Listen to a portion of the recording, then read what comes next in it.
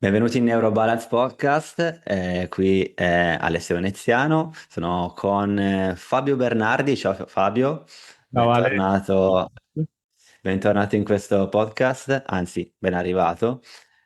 Oggi voglio portarvi dentro una conversazione un po' diversa dal solito, una di quelle che nascono quando incontri qualcuno che ha messo in discussione tutto ciò che avevo imparato sul dolore, almeno all'università, sul corpo e persino sulla guarigione. E il mio ospite oggi è Fabio Bernardi, è un fisioterapista che ha scelto di andare oltre il modello meccanico, Mhm. quello del corpo, per abbracciare una visione più umana, più psicologica, più vera, direi. E Fabio non parla solo di esercizi o protocolli, parla di emotività, di emozioni, di sicurezza, di come la mente e il sistema nervoso possono trasformare l'esperienza del dolore. Nei suoi contenuti, seguiti da migliaia di colleghi e pazienti, mi piace tantissimo il suo Instagram e tra l'altro anche un podcast Fisionauti. C'è un messaggio forte, che la fisioterapia non è solo movimento, è qualcosa di più. Oggi ne parleremo, parleremo proprio di cos'è, di come influenziamo nel 2025 in Italia, almeno il nuovo paradigma, di come influenziamo noi terapisti più informati magari, il dolore cronico in questo caso, attraverso un approccio psicologicamente informato, come lo chiama Fabio. Poi ci dirà il perché.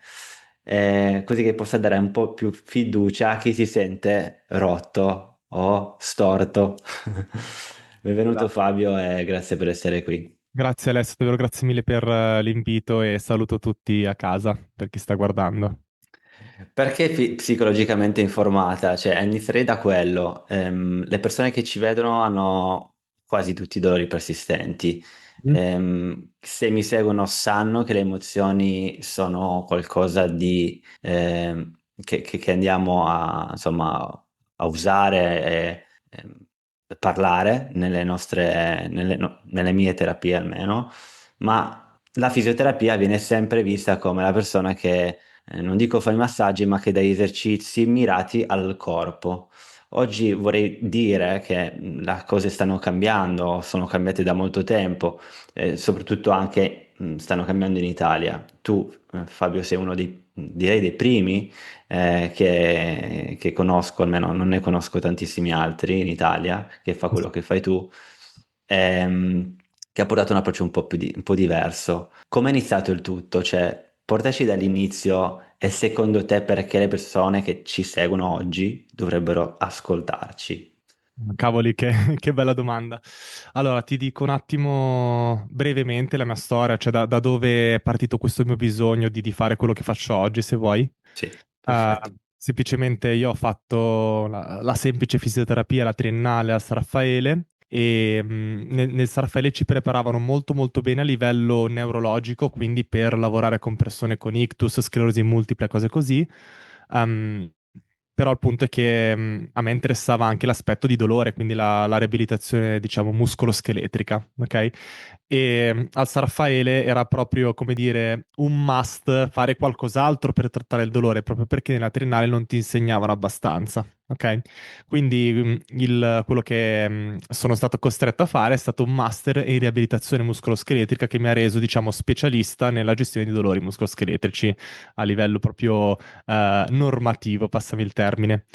Il master io lo consiglio a tutti e anzi adesso io ci insegno, ho insegnato in tre master diversi e adesso insegno, cioè attualmente sono in due master di questi qua muscoloscheletrici e quindi è un percorso davvero utile per i fisioterapisti.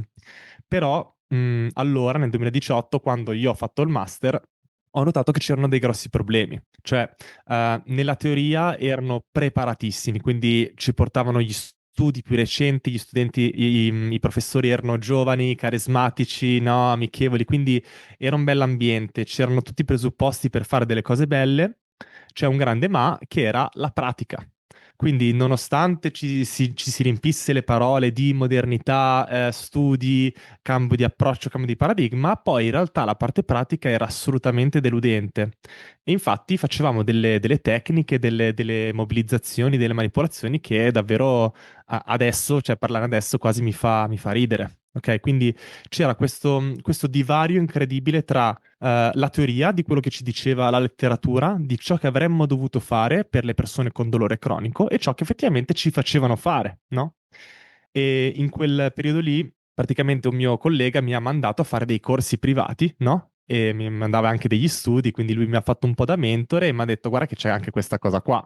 E io piano piano ho iniziato ad approfondire e ho detto, cavoli, ma questa cosa è forte, è davvero forte. E quando ho finito il master, io ho iniziato a lavorare in un posto dove c'erano tantissime persone con dolore cronico, ma non solo tantissime persone con dolore cronico, oserei dire tanti, voglio chiamarli disperati, cioè persone proprio alla frutta, no? Perché lo studio dove lavoravo attingeva da un canale YouTube, no?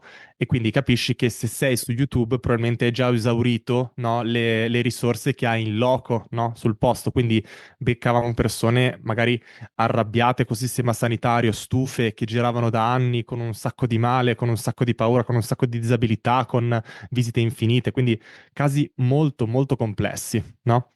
E quindi lì è stata una palestra assurda, perché appunto ho iniziato, ero lì, cioè ovviamente all'inizio ho preso un sacco di schiaffi, perché usavo le cose che mi insegnavano al master, no? Poi dopo piano piano ho iniziato ad applicare un metodo un po' diverso e ho iniziato a giostrarmi anche con questi pazienti, ho iniziato a capire effettivamente come gestirli e ho capito cosa mancava nella parte del master, ok? E quindi da lì diciamo che mi è salita un po' la voglia di, come dire, un po' un senso di giustizia. Mi sono detto, cavoli, siamo nel 2025, non è possibile che uno studente che fa un corso specialistico non abbia le competenze per trattare il paziente più comune del mondo, perché il mal di schiena cronico, per esempio, cioè, 80% delle persone avranno un attacco nella vita, no? Quindi Esatto. uno dei disturbi più comuni della storia e noi fisioterapisti non siamo equipaggiati per trattarli. Secondo me questo è abbastanza inaccettabile e quindi ti assicuro che sto combattendo giorno dopo giorno sui Lo social, vedo. nei corsi e nei podcast perché io ci tengo davvero che questa cosa cambi, penso che si possa fare, penso che ci voglia un po' di energia, un po' di passione, ma cioè, dal 2018 ad oggi vediamo che nel panorama ci sono davvero tanti cambiamenti in questi termini. Quindi, sì, scusa. Ottimo, ottimo.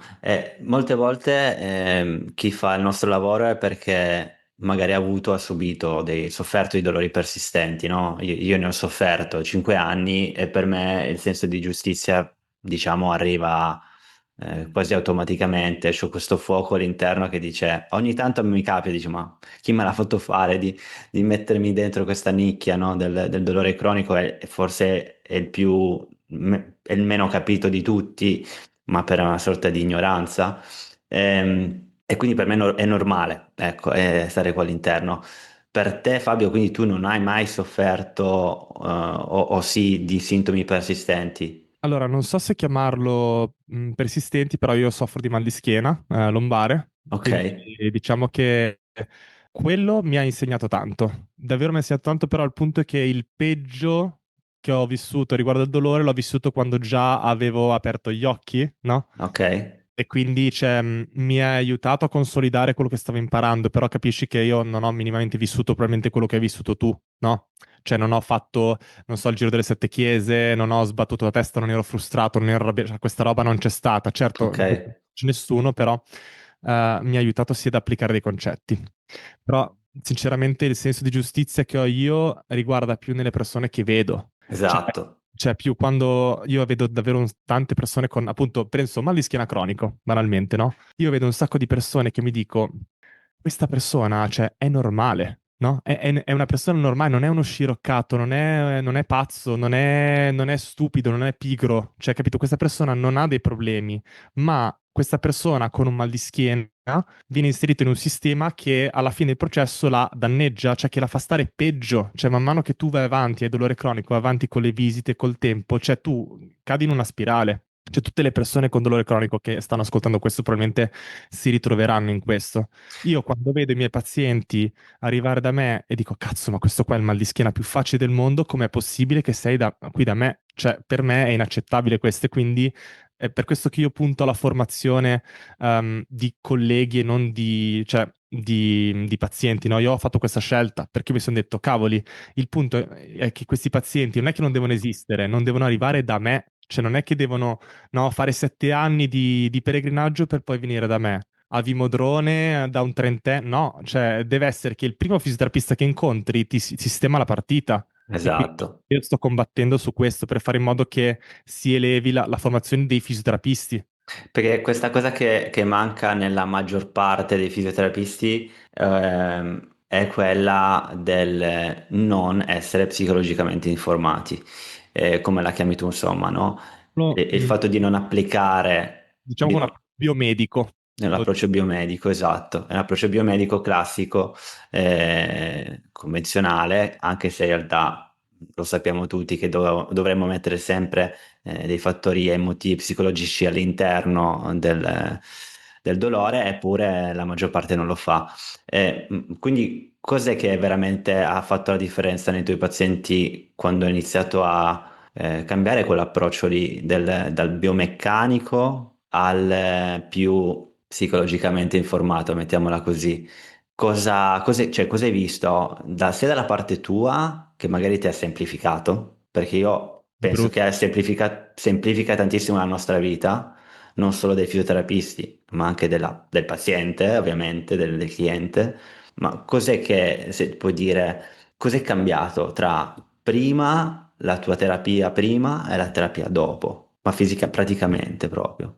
Beh, se vediamo, magari ragioniamo sul paziente, cioè ci sono degli ovvi vantaggi sul terapista, però cioè, sul paziente, adesso sarà una banalità, ma c'è la differenza tra sì, sto un pochettino meglio, grazie Fabio, sei proprio bravo, a mi hai restituito la vita.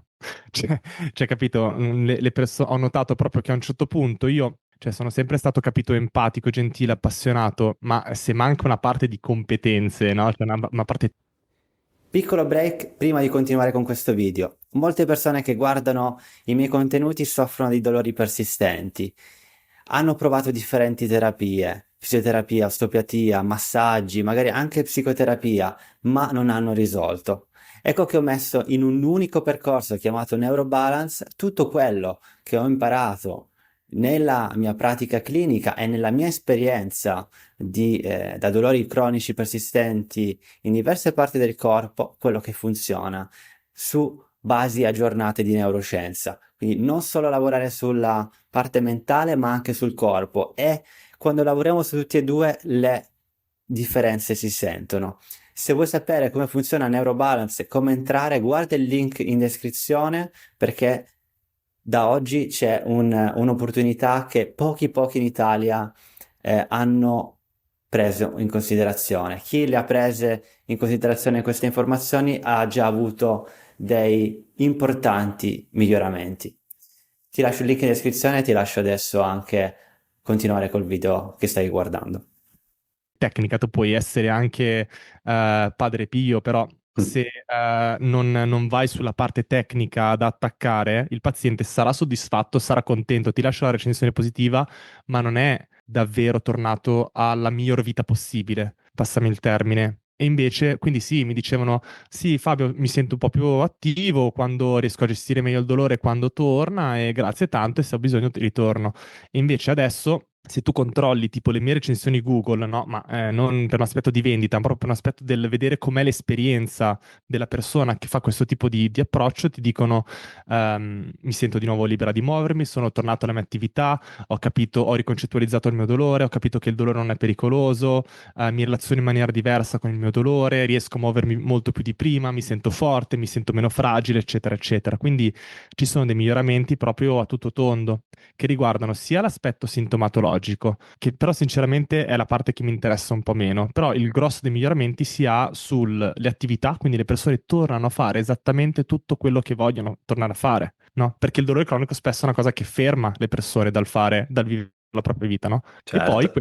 porta dei vantaggi psicologici, quindi le persone non si sentono più abbattute, non si sentono più arrabbiate, non hanno più paura di muoversi, non stanno a cercare su ChatGPT, non stanno a cercare su internet, cioè tutto questo bagaglio che il dolore naturalmente porta con sé va ad esaurirsi nel momento in cui tu ritorni a vivere la vita esattamente come prima. Bene, dovessimo fare un esempio sul dolore alla schiena, Mhm. no? L'approccio prima era mettevo sul lettino, controllo la parte insomma della lombare, come è fatta, come la guardo, no? E invece adesso magari immagino che tu faccia delle domande diverse. Che domande, per esempio, la persona si potrebbe fare che soffre di dolori persistenti alla schiena, mettiamola così. E poi dimmi se sbaglio, Fabio, cioè, stiamo parlando di dolori alla schiena, dolori alla cervicale, emicrania, dolori cronici possono essere ovunque. I protocolli, ecco perché non funzionano, perché ogni protocollo è o sulla schiena, o sulla cervicale, o quello, o quell'altro. Quindi qua stiamo parlando comunque di un qualcosa un po' più di olistico. Assolutamente. Cioè, nel senso, ti parlo di schiena perché è la mia preferita, ma lo stesso Sì. discorso può valere per appunto cervicale, schiena, ginocchio, caviglia, tutto quello che ci pare. Che domande mi faresti se io soffro di dolori alla schiena da tantissimo tempo? Le ho provate tutte, tutte tra virgolette, perché poi ti dicono sempre, le ho provate tutte, Mhm. ma ne manca una, forse, Una. almeno una ne manca, almeno una ne manca. Esatto, manca quella che funziona di solito. Esatto. Beh, sì, se no. Esatto.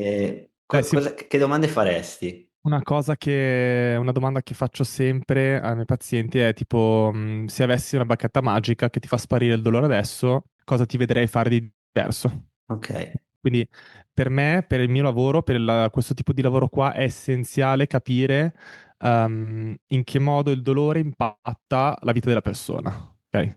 In questa variante che ti ho fatto mi aiuta a capire più la disabilità fisica. Quindi, Mm. non so, se ti prendessi 4 anni fa, no, 4 anni fa avevi ancora cervicale, giusto? No, avevo quasi, ero proprio alla risoluzione 4 anni fa. Sì, Allora, al tuo primo anno al tuo terzo anno di cervicalgia, se ti avessi sì. detto, immagina che ti tolgo questa cervicalgia all'istante, cosa faresti di diverso? Cosa ti vedrei fare di diverso? Io sarei andato a fare, insomma, sport calisthenics in quel momento con più intensità. Perfetto, quindi in questo caso l'attività di valore era calisthenics. Tu ai quei tempi non facevi, non ti esercitavi tanto quanto volevi per questa problematica al collo, Sì, giusto? Quindi perché ho paura di andare oltre. rompere o sì, avere più male, certe Sì. tutte. Sì, esatto. Quindi questa è una delle prime cose su cui ci si concentra. Poi volendo si può anche ragionare sul, come dire, qual è il bagaglio emotivo barra cognitivo del dolore, cioè capire, ok, provare questo dolore per 5 anni, no? È da 5 anni che questo dolore, come ti fa sentire, come ti senti, no? Mhm. Nella giornata il dolore, come ti porta a stare? Perché anche queste sono cose che in letteratura vengono descritte. Cioè, in letteratura tutti ti dicono le persone con dolore hanno paura di muoversi, te lo dicono tutti. Poi qualcuno mi ha insegnato a chiedere se hanno paura di muoversi? No. Basta, ho capito che è una cosa importante questa. È vero. E quindi la cosa ridicola, barra paradossale, è che se ci pensi, questo bagaglio emotivo e cognitivo attaccato al dolore non se ne occupa nessuno, davvero. Perché tendenzialmente il fisioterapista medio non è formato per farlo e quindi ti fa solo domande sul ok, ti senti rigido, ma al mattino, alla sera, 4 ore, 3 mesi fa, 4 mesi, no, tutto così. Invece, Sì, invece uno psicologo non ha le competenze per lavorare sulla parte di movimento, no? Quindi un fisioterapista ti può dire, ok, guarda, Ale, è sicuro per te fare calisthenics? Cioè, adesso dopo che ti ho valutato il collo, tu puoi fare questi movimenti. Sparo. Uno psicologo non può fare questo, no? Perché non sa se è ok il movimento oppure è pericoloso, giusto? sì, esatto. Quindi queste persone hanno dolore, hanno paura di muoversi, hanno ansia, sono abbattute, sono arrabbiate e tutta questa cosa se la tengono principalmente per loro. Perché appunto lo psicologo non ci fa un cacchio, il medico di base, figurati, non ci fa niente, l'ortopedico non ci fa nulla, cioè nessuno specialista prende in carico questa parte o manco l'accoglie, non dico gestirla, ma anche solo lasciare uno spazio perché questa cosa venga portata, no? Assolutamente, Di solito questa assolutamente. è la priorità indagare anche queste aree, una persona con dolore. Immagino che tu hai tantissima frustrazione anche dal fatto di dire questa persona Cioè, io non sono Fabio Bernardi, non sono Gesù Cristo, che sono il migliore, cioè, immagino che tu dici, io potrei essere tanti, ce ne potrebbero essere tanti di Fabio Bernardi in giro in tutta Italia, non avremo questa problematica, no? Perché mi hai detto, semplifica la nostra vita, perché la domanda poi lì arriva, hai paura? Sì, perché? Perché hai paura di muoverti? Perché poi ovviamente le persone capiscono che il dolore cronico non è nulla, è benigno, non è nulla di problematico all'interno del corpo, e c'è la parte emotiva che insomma deve essere capita. Come raggiungi quella parte lì, cioè la parte emotiva? Perché ho visto qualche tuo contenuto online e capisco che ehm, tu sei sempre abbastanza nel mezzo tra emozione e dolore, no? Tra emozione e corpo. Sì, Quindi bravo. porti la persona a usare il corpo, non avendo, cercando di non cercando, ma esponendoli al movimento e vedendo che in realtà lo può fare. Più lo può fare e più lo farà e non avrà più paura e la disabilità, diciamo, va giù. E il dolore quindi successivamente va giù anche, no? Ma la Esatto. parte, diciamo, più magari di trauma, se Mhm. c'è un qualcosa di più consistente che tu dici questa parte, non so, ma Bella domanda. non mi sento io la persona più adatta, no? Bellissima domanda. Perché sappiamo che il dolore cronico può arrivare anche da vari traumi, ma non parlo quelli fisici, io parlo anche di quelli emotivi, un lutto, a me arrivano tantissime persone dopo un lutto o dopo un'altra cosa che mi arriva molto è che persone che hanno I genitori nella, malati. nella famiglia, esatto, genitori malati e devono accudire Delle tutta cose. questa parte qui tantissimo. E allora dici, come la gestisci quella parte lì tu, Fabio? Beh, è molto semplice, non lo gestisco io. Ok, No, nel senso che io cerco di, come dire, aggredire la parte che è più di mia competenza, no? Quindi se ci sono emozioni o pensieri legati al movimento, direi che io sono il professionista giusto. Poi, se una persona sta vivendo in quel momento o l'esordio è collegato, per esempio, a un episodio di depressione maggiore o a una situazione di ansia, però generalizzata, non contingente al movimento, cioè non legata solo al movimento, ma proprio generalizzata, cioè che sì, ho paura di andare in bicicletta, ma ho anche paura degli spazi aperti. Sparo, cioè lì è chiaro che il mio intervento non sarà totalmente efficace, quindi bisogna fare, come dire, riferimento al lavoro anche con un psicologo, uno psicoterapeuta, no? Quindi se ok, parte di psicopatologia conclamata, di solito faccio, come dire, un lavoro di squadra, cioè nel di senso io mi team. occupo di una parte, no? Mi occupo della parte del movimento e della parte psicologica legata al movimento. Se invece c'è un'altra parte, un'altra barriera al benessere della persona, alla disabilità, alla funzione della persona, che è bella ingombrante, quella lì, una barriera psicologica, probabilmente manderò dallo psicologo perché gestisca quello. Chiaro. Una cosa bellissima sarebbe avere uno psicologo che conosci, così puoi parlare, no? Perché non è, ok, hai un trauma, vai a quel paese e fai con lui, no? Cioè, secondo me Assolutamente. quasi sempre ci sono entrambe le componenti e quindi fare il lavoro solo col psicologo non porta a nulla, come pure fare solo il lavoro col fisio può risultare inefficace. Quindi tendenzialmente la combinazione delle due in questo tipo di pazienti è preferibile, a mio avviso. Ok, concordo anch'io, infatti faccio la stessa cosa. L'ansia molte volte arriva dalla propria problematica. Molte volte, lo vedo, forse il 70% delle volte l'ansia che si ha è relativa a non riuscire a guarire. E quindi più non riesco a guarire, più mi mette ansia questa cosa, no? E più si rinforza. Questa cosa la noto spesso. Che problematiche solitamente no, vedi di più nel tuo studio, nel tuo approccio, insomma, nel tuo lavoro? Ma di Eh, schiena hai detto sì, però ci sì. sono delle cose che dici, cavolo, questa cosa qui mi sta arrivando di più di altre ultimamente. Allora, non so, la risposta divertente che mi viene da darti è che di recente, negli ultimi 2 anni, sto vedendo molti fisioterapisti. Ah. Per Wow. esempio, questo è già divertente, no? Nel senso, la mia casistica più o meno è sempre quella, quindi, cioè, capito, vedrò un post chirurgico all'anno, non lo so, una roba così, quindi tutti gli Sì. altri sono persone con dolori cronici, quindi dolore da 1, 3, 5, 10 anni, cose così, ok? Quindi Mm.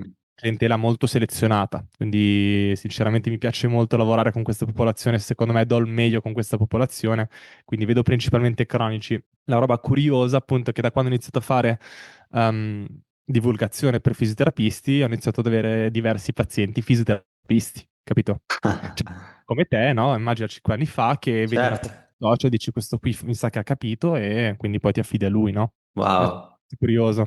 Cioè ci Eh, fa vedere quanto siamo proprio anche noi, come dire, affetti da questa malattia societaria quasi no. legata al dolore, no? Sì, non siamo immuni ovviamente, no? No. A volte non basta neanche solo, cioè non basta solo che le sai le cose, magari non riesci a metterle in pratica e dici "Ma come devo fare? Cioè, magari ti fai... È una cosa molto bella che un fisioterapista si affida a un fisioterapista, no?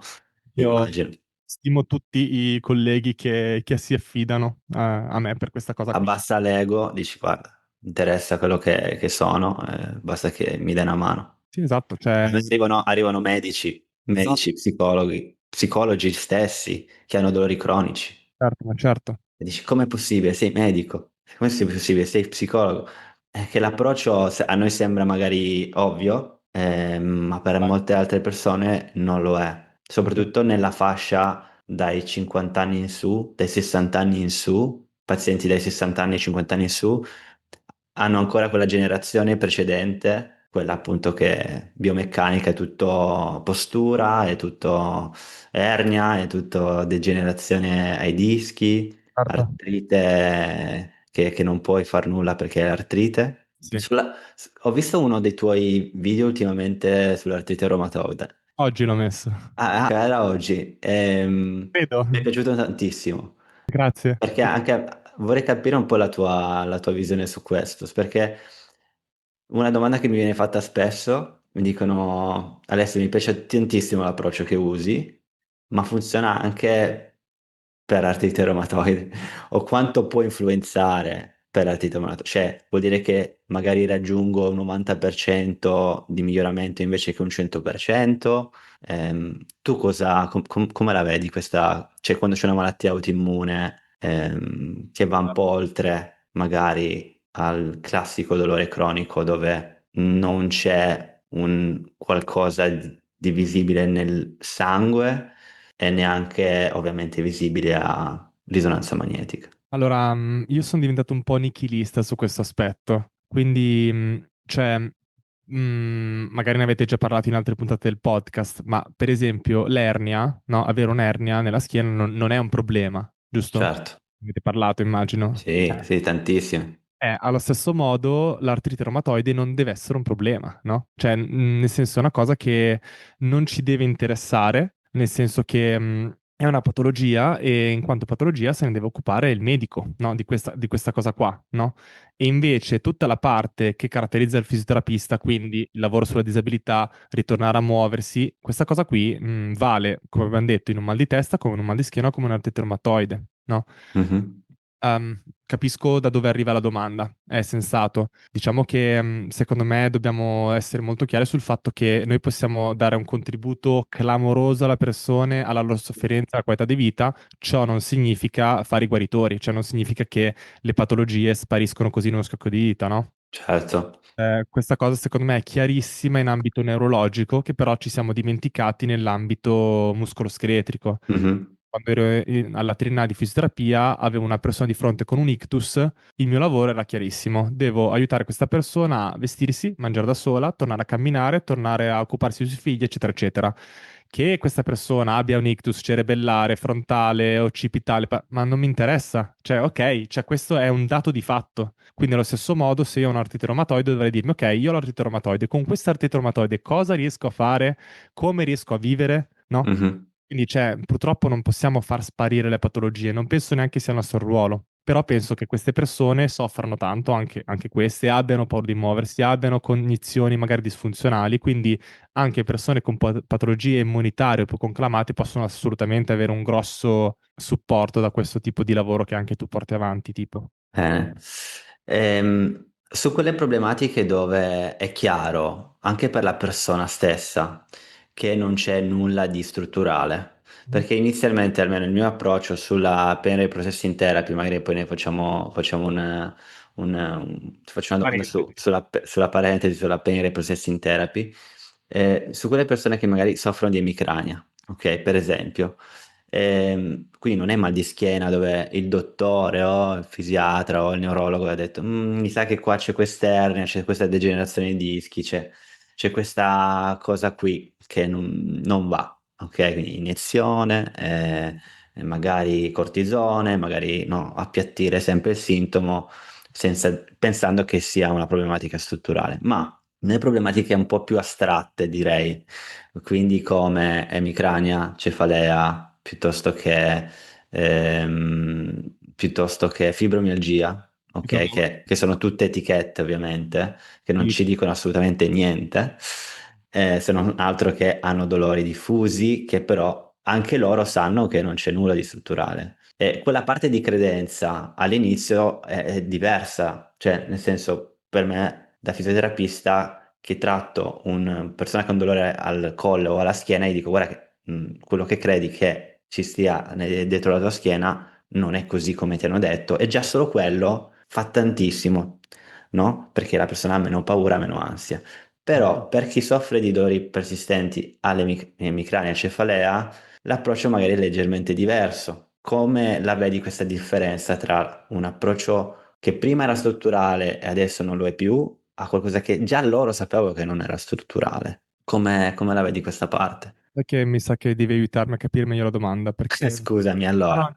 no, non vedo tanti mal di testa e quindi non so bene, cioè, quale fosse la differenza tra, non so, la gestione dell'emicrania 20 anni fa come lo si gestisce adesso. È una classica domanda che mi è stata fatta ultimamente.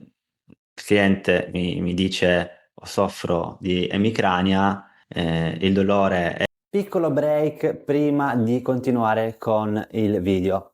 Se soffri da cervicalgia persistente, probabilmente noterai che i sintomi e il disagio va verso a volte il mal di testa, senso di sbandamento, magari forte ansia. Questi sono tutti sintomi di un sistema nervoso ipersensibile. So quanto è difficile risolvere queste situazioni, soprattutto se non hai gli strumenti adatti, e se stai guardando questo video, il mio canale, sai che è possibile con degli esercizi, con una strategia mirata, mente-corpo. Sto aprendo delle posizioni da oggi in poi per persone che hanno questi sintomi e vogliono iniziare un mini percorso con me di 5 giorni dove ci vediamo una volta al giorno per 5 volte e ti do una guida su come risolvere queste problematiche. Questi 5 giorni sono unicamente per persone con cervicalgia e sintomi legati in questa zona del corpo. Se sei interessato o interessata a saperne di più, candidati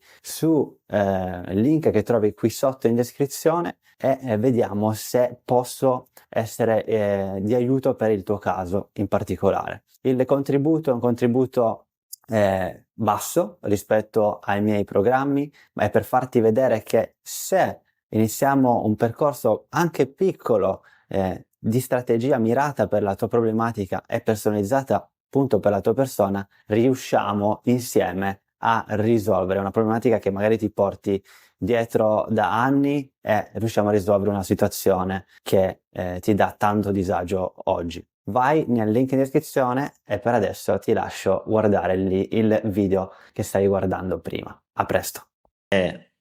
Lo sapevo già che era nociplastico, ok? Ah, Quindi non strutturale. ok. Quindi tutta la parte di pain education, la parte di educazione al dolore, diciamo, è stata già fatta quasi, no? Perché Sì. non gli devo dire che è strutturale, ce lo sapeva anche lei, no? Quindi nella pain processing Quindi therapy, dici come cambia com- l'approccio in una persona che già ha capito che non è la struttura il problema. ottimo. Così? Ok.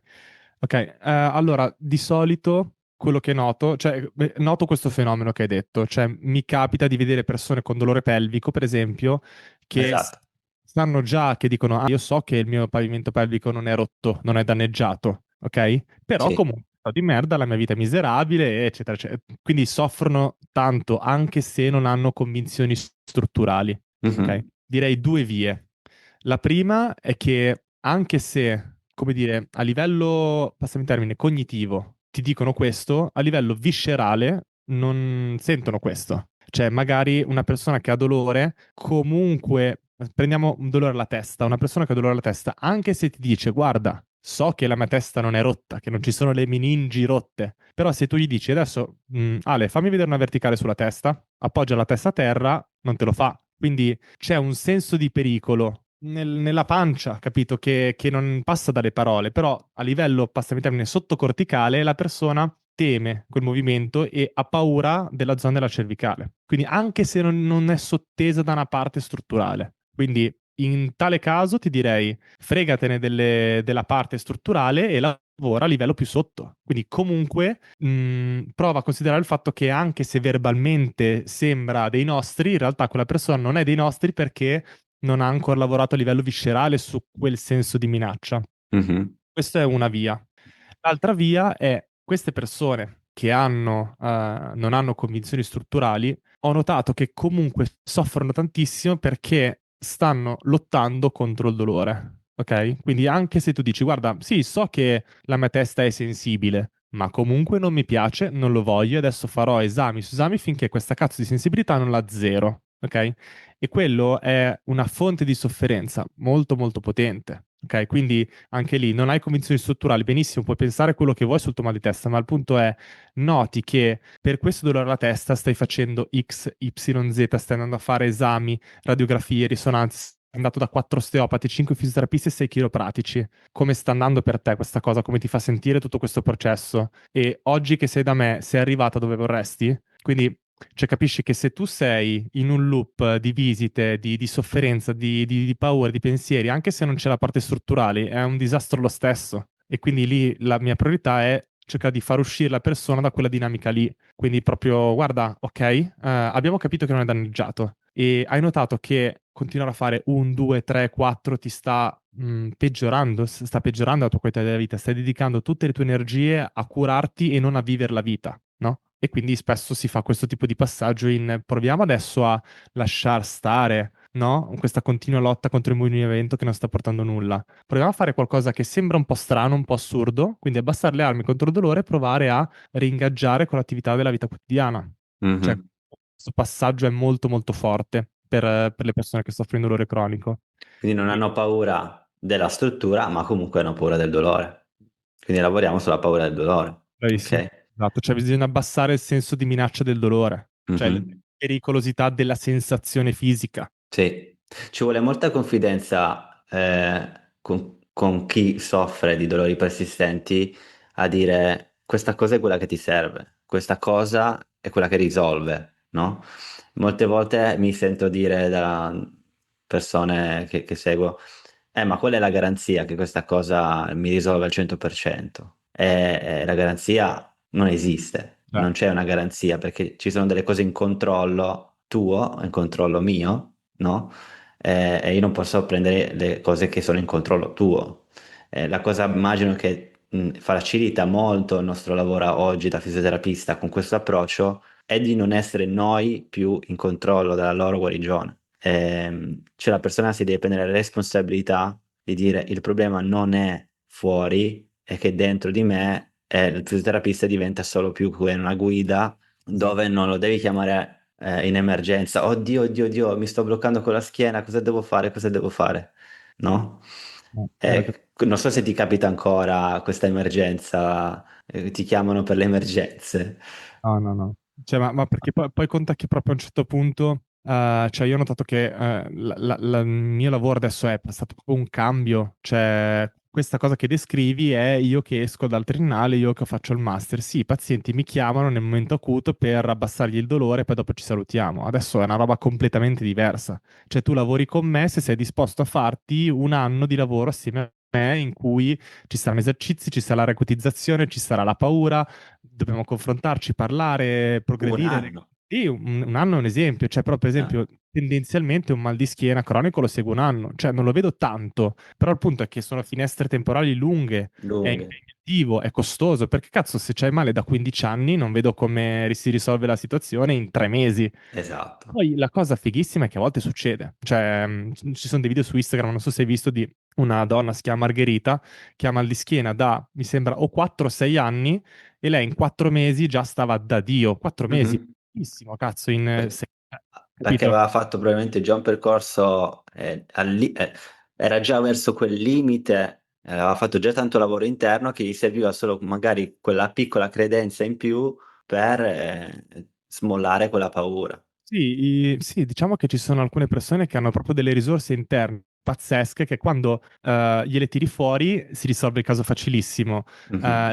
Era pronta. Cioè lei quando l'ho vista era un disastro la prima volta. Mi ha stupito che nonostante fosse un disastro, quindi non aveva fatto nulla secondo me, quindi nonostante fosse un disastro, in poco tempo, proprio per le risorse interne che già aveva e per probabilmente l'efficacia della relazione che avevamo noi due, in Esatto. pochissimo tempo è Questo è molto importante, l'efficacia si è fidata di te, di quelle cose che gli dicevi. veramente. Cioè, Perché dici, sei arrivata alla frutta e dici, ora mi fido di Fabio, cioè lui mi sta dicendo tutte cose totalmente diverse da quello che mi dicevano prima. Cosa ha fatto? Quindi ha ripreso le attività che aveva paura a fare piano piano. Ha seguito anche una psicoterapia oppure no? ancora no, ci ho provato, però è perché comunque adesso non voglio, come dire, trasmettere troppe informazioni personali, però Chiaro, sì, c'è un po' di comunque privacy, ovvio. è una cosa di cui abbiamo parlato, però cioè, non era prioritario di sicuro né per lei né per me. Quindi sì, è una cosa di cui abbiamo parlato più avanti, ma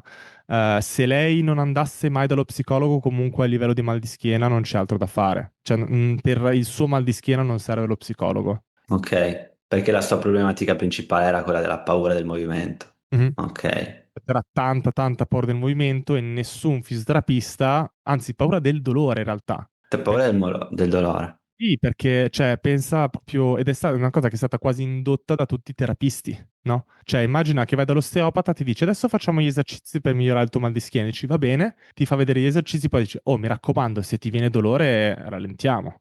Se ogni volta tu dai questo messaggio, cioè cosa passi? Il messaggio è che il dolore è pericoloso. Esatto. No? E quindi lei, professionista dopo professionista, cioè, ha cresciuto questa paura nei confronti del dolore. E Infatti, quello che dico spesso è al paziente di fai lo stesso e nota che il dolore non va su.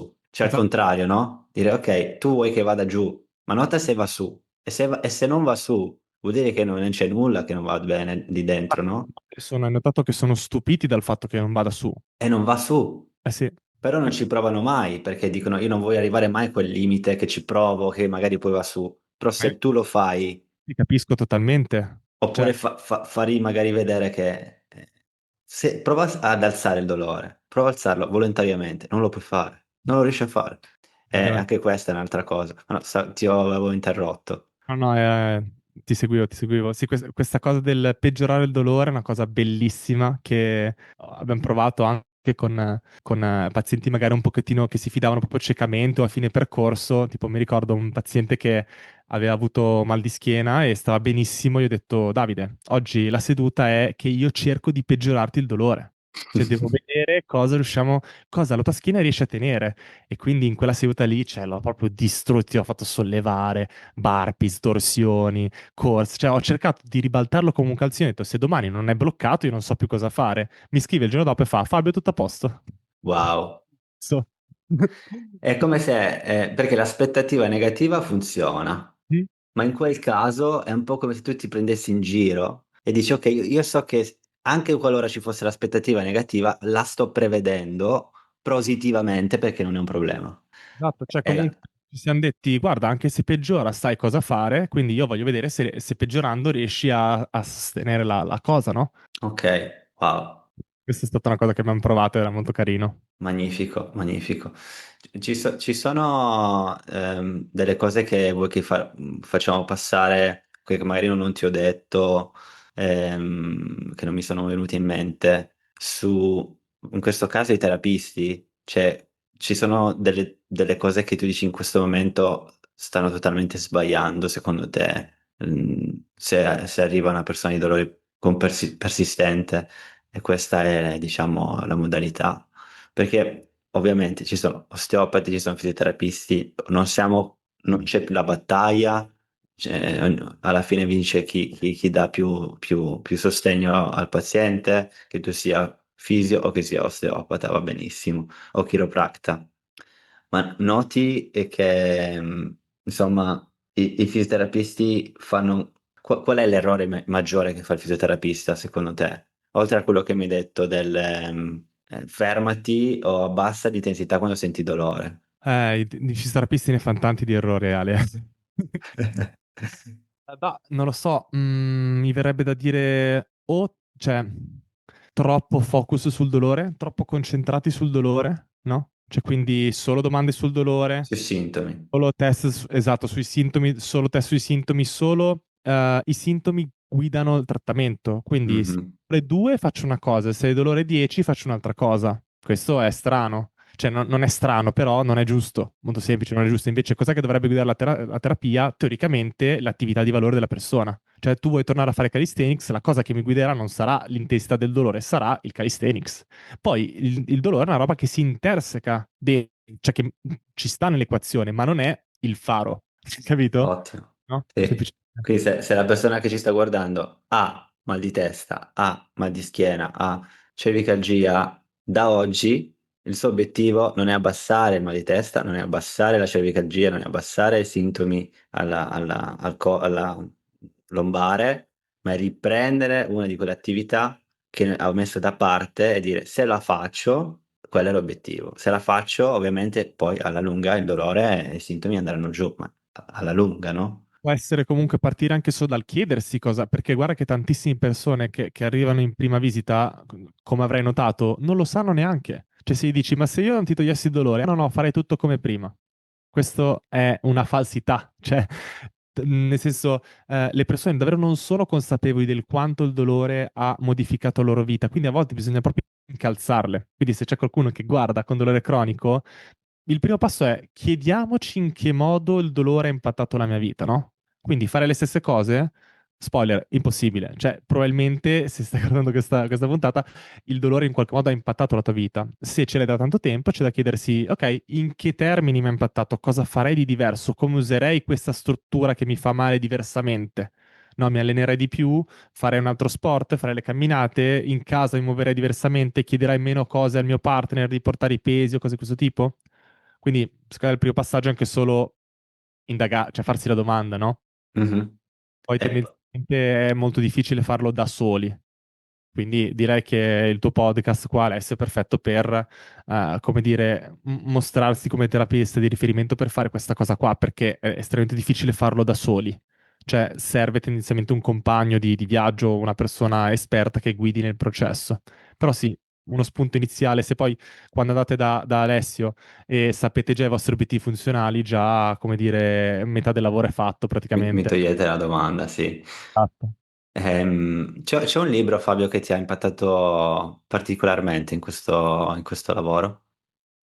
Sì, è un libro che si chiama Behavioral Methods for Chronic Pain and Illness, Ok?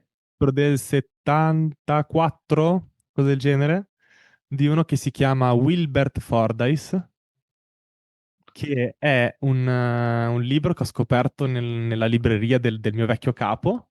Mm. Il titolo mi ha stuzzicato, la data, no, dell'anno, diciamo, di pubblicazione mi ha stuzzicato, ho detto leggiamolo. E questo Wilbert è uno psichiatra comportamentalista, quindi per lui non c'è differenza tra uomini e topi. Ok, ragiona in questi termini. E nel suo libro la cosa pazzesca è che ha posto le basi per tutto quello di cui stiamo parlando adesso, per tantissime terapie che divulgo, che spiego, era già tutto lì. Quindi una cosa che mi ha colpito è che queste cose ci sono già da 50 anni, da signori, scienziati, pionieri, uomini di cultura, e lì in quel libro c'è, ovviamente, lo vedi che è un libro vetusto, no? Cioè, però ha estremamente valore e ha un sacco di cose che se tu lo leggi sei in grado tranquillamente di trattare il dolore cronico nel 2025. Quindi questa Wow. è una lettura pazzesca. Behavioral Method, Welbert, Folders, Wilbert Fordyce con la Y, Fordyce. Lo Fordyce. scrivo se vuoi, te lo scrivo. Sì, così magari lo mettiamo anche in descrizione. Ma ovviamente si trova solo cartaceo, No, immagino. sicuramente Kindle. Quello cartaceo credo qualche mese fa girava a 7.000 euro, qualcosa del genere. Ah, perché ci sono pochissime copie. Pochissime, sì. Però in realtà a un certo punto era uscita anche una 30 euro, quindi non ho ben Una scansione, magari c'è una scansione. capito come funziona sta roba. Però conta che Wow. non sono sicuro sia per pazienti. Cioè, No, certo. consiglio ai fisioterapisti caldamente, ma per i O pazienti i cioè, terapisti in generale, magari. Qualche terapista c'è, sono sicuro, nell'audience. Molti sono solo, sono persone non terapisti. Lo conosci il dottor Sarno? sì, lo conosco. Healing Chronic Back Pain Without Exercise. Quello è quello che mi ha salvato. L'ho letto, però lo conosco e mi ricordavo che tu l'avevi letto e ti era piaciuto tanto, giusto? Sì, ottimo, veramente, lo consiglio a tutti. È la cosa strana appunto che nel 1970, anche lui 70-80, stava, forse prima, Già, 60-70-80, che stava dando queste informazioni e da là non è cambiato praticamente, ma è cambiato, sta cambiando anche grazie a te Fabio, di quello che stai facendo qui in Italia, ma non è cambiato tantissimo comunque. Cioè, vado qua sotto, il primo fisioterapista che trovo qua sotto e gli dico che ho dolore alla schiena, mi mette sul lettino e mi fa le solite domande. certo. Si dovrebbero fare queste sorte di candy camera, no? Quando, Guarda, ci ho ho dolore alla pensato mille schiena volte. e Ho pensato mille proviamo, cosa volte. fa? Cosa mi fai? E vediamo, no, facciamo una review, una Ah, survey nella zona, diciamo, dell'Italia e vediamo come cambia. non stuzzicarmi che c'ho proprio voglia di farla sta cosa, di andare a Vimodrone, bussare alle porte di tutti i fisioterapisti che trovo e dire, oh, mal di schiena, aiutami. Non al terapista, ovviamente per vedere com'è una sorta di studio in Italia per vedere come sta cambiando la terapia e l'approccio in Italia, perché sono sicuro che, così come stiamo dicendo noi, la maggior parte è ancora rimasta indietro ma neanche nel 1970, perché il problema è anche questo, che nel 1970 c'erano già le soluzioni. Cos'è che secondo te sta portando tanta frizione, non a frizione, diciamo, tanta resistenza, ecco, a questo approccio. Cos'è? Secondo me, posso parlare più dell'ambito fisioterapico perché sinceramente non conosco Sì, mica a livello medico, ospedaliero, eccetera. Però secondo me a livello fisioterapico è proprio la formazione che è molto problematica. quindi la triennale in Italia manca di tante cose. Sì, ma non è solo manca. Cioè, banalmente, esempio stupido, non so, tu hai fatto una triennale all'estero, quindi non so come funzioni Sì, questo. quadriennale, sì. Da noi, nella triennale ci sono principalmente medici che insegnano, no? Mhm, mhm. No? Cioè, dottoroni, nomi dell'ospedale, primari, no? Quindi fanno molto leva sul nome e sulla notorietà, però la verità è che un medico non sa insegnare a un fisioterapista, cioè, perché non sa cosa fa un fisioterapista. Grazie, sì, biologica, sì, parte dalla biologia, parte dalla biomeccanica. E io ho l'esame in riabilitazione cardiologica, non me lo deve fare un cardiologo, perché lui sarà bravissimo a fare il cardiologo, ma non sa un bel nulla di riabilitazione cardiovascolare.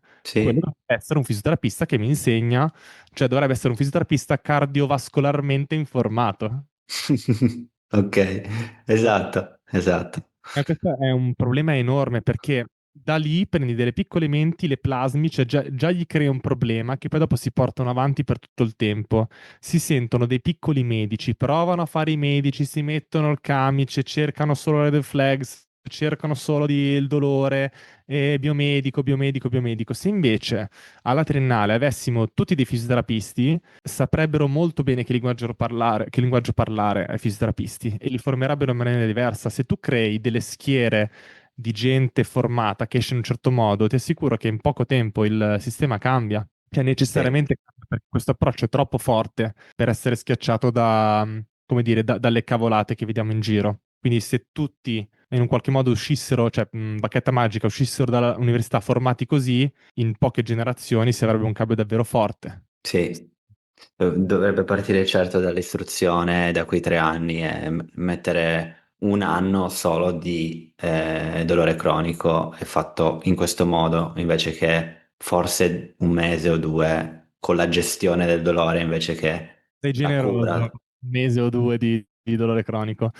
Ah, non so quanto è in Italia, quant'è? No, San Raffaele, Inesistente? zero. Ok, Cioè, assurdo. ti dico, cioè, io cosa facevo con un mal di schiena uscito da triennale? Mal di Mhm. schiena cronico arrivava da me, gli toccavo la schiena, capivo in che posizione era la vertebra, cioè se era in inclinazione destra, sinistra, rotazione, poi io con le mani la spingevo per rimetterla in sesto. Ok, Cioè, quello che mi è stato insegnato. eh, Non esiste, cioè queste cose non esistono, no? E adesso sono sicuro che non è più così. Cioè, sono è passati triste. 10 anni, sono passati 10 anni, però ai tempi sono uscito così. E nel 2000, cos'era, 2017, ti assicuro che si era più avanti di così, no? A livello scientifico. Sì, sì, è triste. Prima di chiudere, perché potrei parlare di queste cose tantissimo, tantissimo, proprio ore. Avevo tempo fa ho fatto, cioè io il mio tirocinio l'ho fatto qui a Cagliari, perché quando devi fare la conversione e la laurea poi servono tutte queste cose qui. Vabbè, insomma, roba burocratica, l'ho fatta qui a Cagliari. E ho visto la spalla congelata, cioè ho visto anche lì un'etichetta, la Frozen Shoulder, qui a Cagliari in centro, è comunque la prima città della Sardegna, no? Quindi la Sardegna è un bel cavolo, è una grande regione, no? Quindi è una bella porzione d'Italia.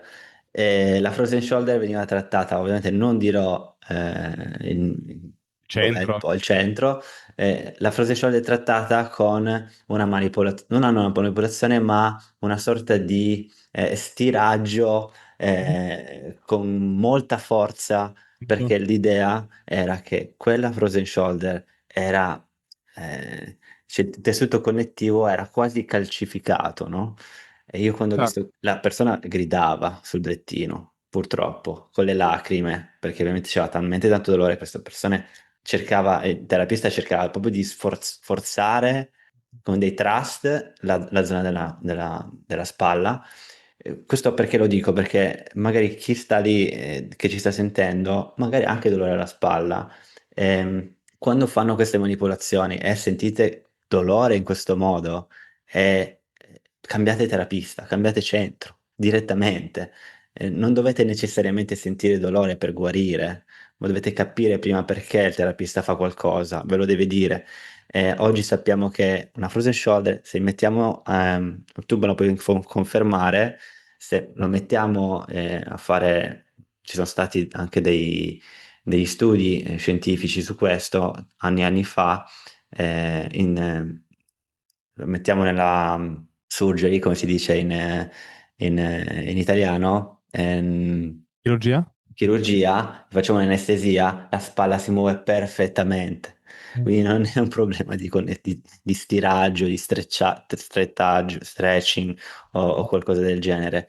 Ehm, Concordi che non c'è nessuna di queste problematiche nella frozen shoulder? Totalmente. Eppure nell'università fino a qualche mese, fino a qualche anno fa, ancora la frozen shoulder era un problema di facciamolo gradualmente, magari strecciamo con tutte queste cose qui che si fanno con i bastoni. Guarda, Ragazzi, io informatevi. sono totalmente anestetizzato oramai a queste cose. Cioè, ne vedo talmente, cioè tutti un sacco di studenti mi scrivono arrabbiati, mi mandano i reel, mi dicono: ma questo non ti sembra oltraggioso? Ero lì, ragazzi, cioè, Lo sì, so, basta, sì. no, no, ci sta, capisco, è una società terribile, va bene, cioè, Andiamo sulle soluzioni e basta, sì, sì, nel certo. senso, anche qua, una volta ero molto più arrabbiato nei confronti di questi personaggi, adesso sono molto più Hakuna Matata. Sì, basta, le lasci stare. Penso che non ho minimamente, anche tipo tantissimi miei colleghi hanno una rabbia, cioè, con i medici, no? Quindi, sono gli ortopedici che dovrebbero cambiare, sono i medici base che dovrebbero cambiare. Certo, sì, sì, questo è vero che sarebbe una grande facilitazione, ma noi non abbiamo la minima presa su questo. Quindi, Oh, certo. quello che possiamo fare nel nostro orticello, che fa già bene a un sacco di persone, e poi se Sì. le cose dovranno cambiare, cambieranno col tempo. Easy. Tu lavori, Fabio, online anche o solo in presenza? Sì, sì, lavoro anche online. Ok, non ci sono, come avranno capito i telespettatori, cioè chi ci segue, non ci sono competizioni. Se Fabio vi ha preso, insomma, dal punto di vista di formazione, e ve lo raccomando, ovviamente, se no non sarebbe qua, come ti possono rintracciare, Fabio? C'è magari Instagram, posso metterlo in descrizione, da lì poi entrano da tutto. Se stanno guardando fisioterapisti, sono interessati alla parte formativa, la pagina Instagram è il miglior modo, Ok, la metterò giù. che è bafio.fisio. Mhm. E se sono pazienti, allora gli dico prima di andare da Alessio. È gentile. Se proprio Alessio vi sta sul cazzo, allora potete scrivermi su Instagram, sempre va benissimo, però lì c'è proprio il numero professionale nel caso aveste bisogno di un consulto o cosa. Da Instagram magari potrebbero scrivere là. Esatto, esatto. C'è qualcosa che volevi aggiungere, prima della chiusura, Fabio? Semplicemente grazie mille per lo spazio, per avermi invitato e per la chiacchierata e mi raccomando, la prossima volta fermami un po' di più perché mi sembra di aver parlato a macchinetta. No, no, no, assolutamente, è tutto normale. Grazie, anzi, Fabio, per l'entusiasmo, ecco. Alla prossima e ciao a tutti. Grazie mille Ale, grazie a Ciao tutti. ciao. Ciao.